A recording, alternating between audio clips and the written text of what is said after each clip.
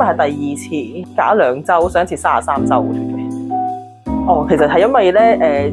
今次係諗住開刀生小朋友，咁如果開刀生嘅話咧，咁就醫院會幫你剃嗰啲毛啦。咁但係咧，我聽過有其他嘅媽咪分享剃毛咧就會好痕，咁我又唔想到時有傷口，然後啲皮膚又好痕咁樣，有感染啊，驚係啦。咁所以咧就想脫毛，咁啲毛等佢生出嚟就會幼細啲啊，舒服啲啊咁樣咯，係啦。脫完之後覺得係舒服嘅，